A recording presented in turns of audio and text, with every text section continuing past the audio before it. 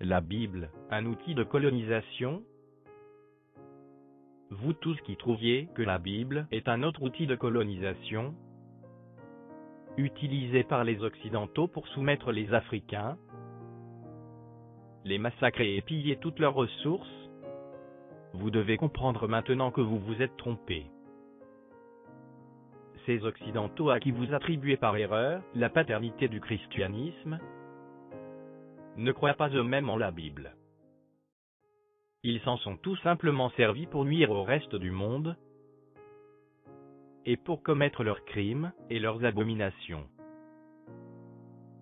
En se servant de la Bible comme ils l'ont fait, ces démons en chair avaient pour mission de saboter la Bible, dans le but d'amener la multitude à ne plus croire en Dieu. Et c'est exactement ce qui se passe malheureusement. Pendant que certains Africains rejettent la Bible, sous le prétexte erroné qu'elle a été un instrument de la colonisation, d'autres, parce qu'ils ignorent leur propre origine, rejettent la Bible sous le prétexte toujours erroné que la Bible appartient aux Juifs ou à Israël. Le jour que ces ignorants découvriront la vérité, ils s'évanouiront.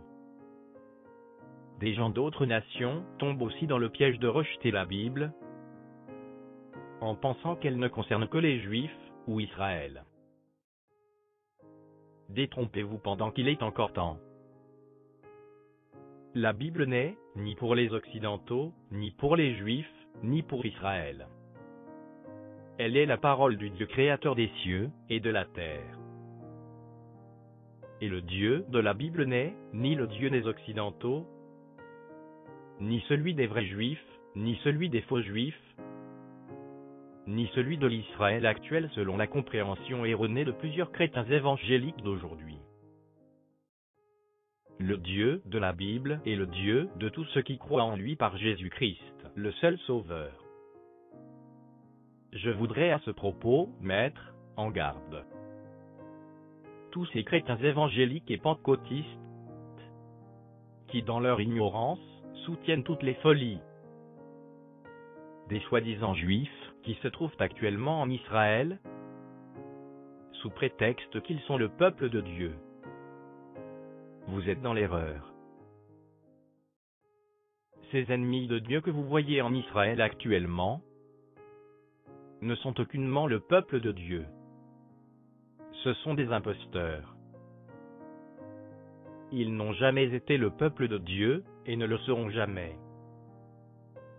Le vrai peuple de Dieu est encore en train de sombrer dans l'ignorance et dans l'oubli. Vous, chrétiens évangéliques et pentecôtistes, qui soutenez encore ces agents de l'enfer, les prenant pour le peuple de Dieu, vous devez vous repentir. Vous devez de tout votre cœur demander pardon à l'Éternel des armées. Le Dieu d'Israël dont il est question dans la Bible ne saurait être le Dieu de ces satanistes qui occupent une partie du Proche-Orient actuellement. Le Dieu d'Israël dont il est question dans la Bible n'a jamais été et ne sera jamais le Dieu de ces abominables homosexuels et transsexuels qui défilent à longueur de journée à Tel Aviv, ni le Dieu de ces Illuminati, de ces francs-maçons